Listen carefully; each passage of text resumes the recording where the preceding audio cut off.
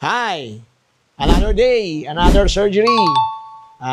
Today, I'm here at my garage, at Kapitang's Garage. No?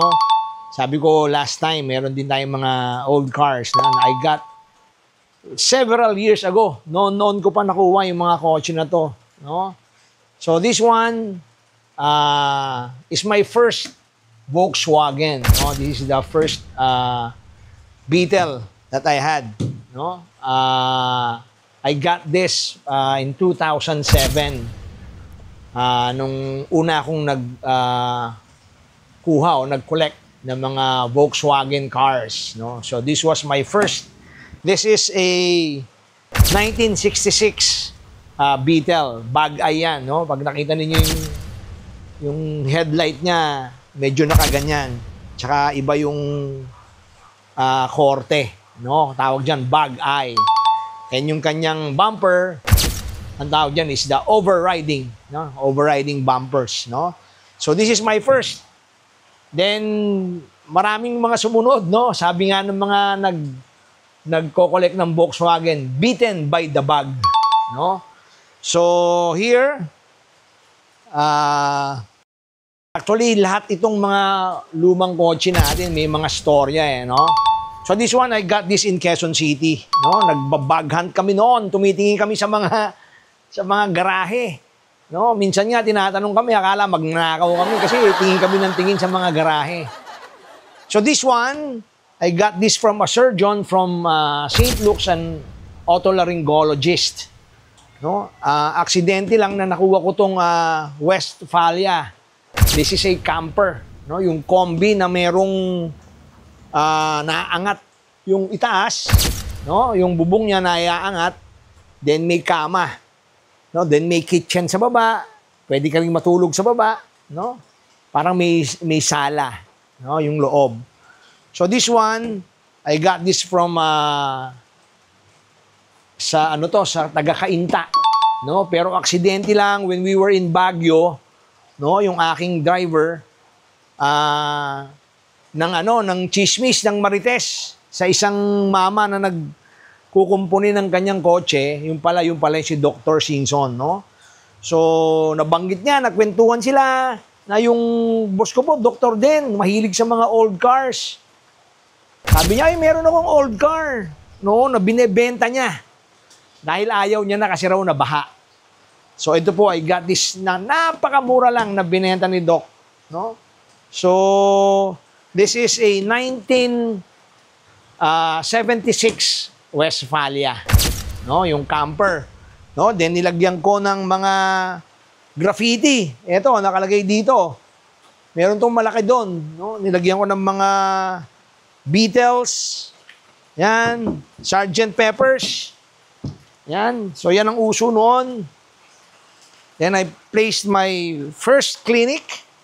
My first clinic is at the BF Parañaque. No, yan yung aking unang-unang clinic. Then ito, my second clinic is at Oyster Plaza.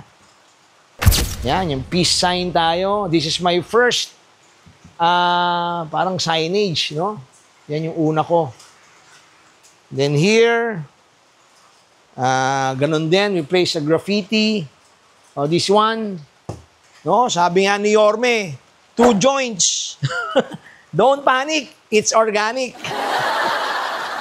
So, this is a Westphalia.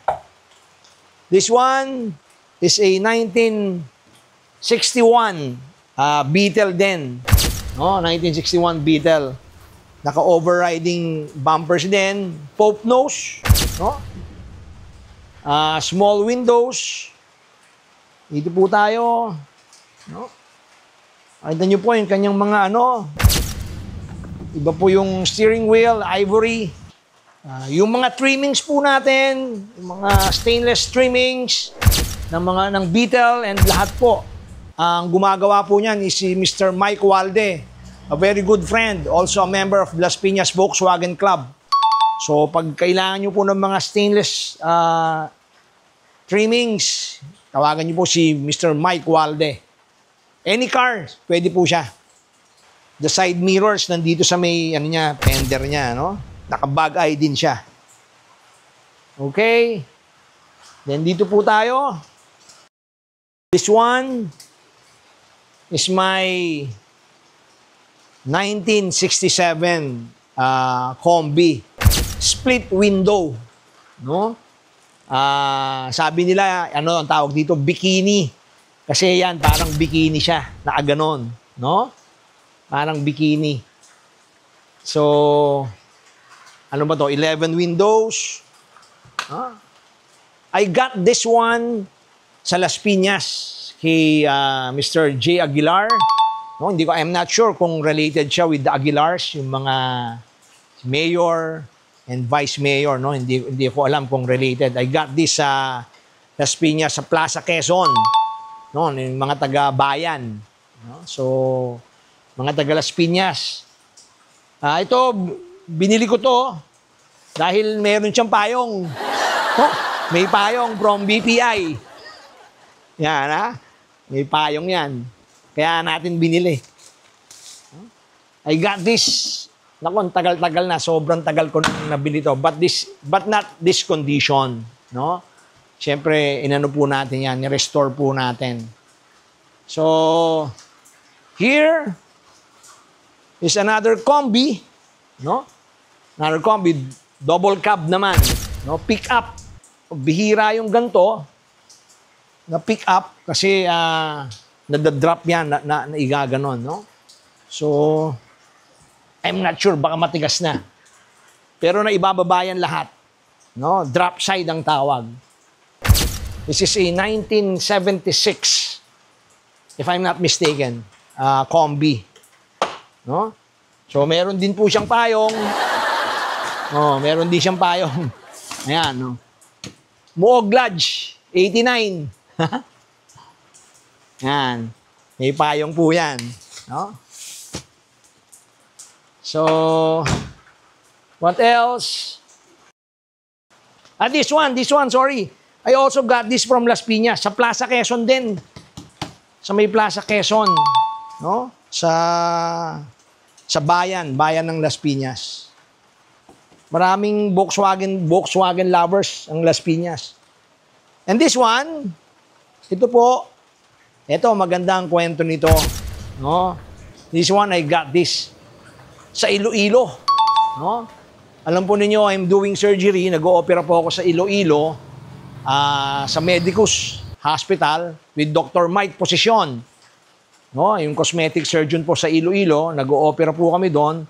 And one time, papunta kami ng Tatoys, nakita ko to, nakaparada.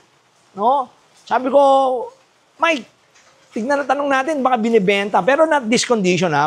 Bulok na siya. Baka binibenta. Then, true enough, binibenta nga po. So, I got this for 30,000 or 35,000 pesos. Then, umaandar po, ha? Isinakay ng Roro. Then, from Saloneta, sa port area, inilabas namin punta rito sa Las Piñas. So, this is a sakbayan.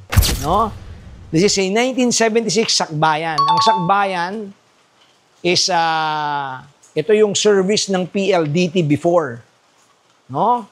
So, yung mga nakakaalala, yung mga, siguro mga 50 years old and above, maaalala nila yan, na ito ang service ng PLDT, the sakbayan. O, meron din po siyang payong. No? Marami tayong advertisement dito. From National Bookstore. No? Yan. Alam mo, usong-uso yung may payong sa kotse. And here, ito yung sports car ng Volkswagen. This is a 1962 Karmann Ghia. No? Karmann Ghia, 1962. This one, I got this sometime parang mga 2008 o 2009 from Mr. Dave Galvez. No? Dave Galvez, kilala po yan pagdating sa mga antiques. Meron po siya antique shop. Parang ano ba pangalan? Isabel or something like that. No? Meron siyang antique shop. Kilala po yan sa mga motor, mga Vespa, Lambretta, sa mga Volkswagen din po. Kilala po si Mr. Dave Galvez and mga antiques. So, this is a Karmann Ghia 1962. Yan po yung loob niya. Then, meron din po siyang payong. O, yan. Payong from East West Bank. No? Si very worshipful brother, Chris Olan of East West Bank. Yan, ha? Lahat po yan may payong. Kaya natin binili. Saan pa ba tayo? This one is a 1987 GT Lancer box type. No? Alam po ninyo noon, this is the sought after car. Ito yung pinakagusto ng mga kabataan, no? Naka-lowered. Nung unang panahon, wala naman tayong pambili. Sumasabit lang tayo sa jeep. Wala tayong pambili ng ganito. So ngayon, I got one. Pero, nire-restore pa. Naiwan po ito gawin. Baka meron po kayong mga kilalang electrician na pwede nating ipagawa ito. Hindi po natapos ang project. No, iniwan ng ating electrician. Sana po meron kayong ma-refer na electrician sa akin para po umandar na tong ating 1987 box type Lancer GT. Okay po yan. No? Wala pang payong kasi hindi pa gawa. And this one is a 1966 Mustang. No? I got this from a dermatologist, Dr. Ogalde from Parañaque Medical Center. So, ito po is this one is running. Kaso medyo na pabayaan na natin, ano? Kailangan ng konting himas uli, no? Aayusin po natin uli yan. This one is a military jeep. No, wala na, hindi na natin na-restore. Pero siguro in time, pag meron tayong oras, baka maayos po natin. I got this sa Nueva Ecija. No, nakita ko lang din sa daan. I'm with Dr. Emmanuel Abisamis, a well-known ophthalmologist. No, sa Palanan Eye Center. Siya po ang owner niyan. Nung papunta po kami ng Nueva Ecija, sa bahay nila, nakita ko to.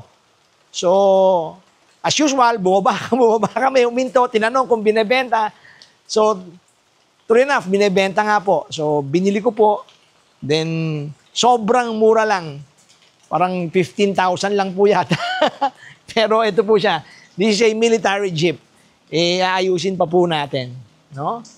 So, that one is a ponton. Mercedes-Benz ponton. Yun nandun po. Hindi na po natin maabot at kailangan po umikot. Yan po yung ating mga old cars, no? I got this matagal na. No? So ngayon, hindi ko lang alam kung ano na ang nito, ang value. Dati sobrang mura lang po 'yan. So that's it. Another day, another surgery, another day, another car. So, see you po sa ating surgery tomorrow.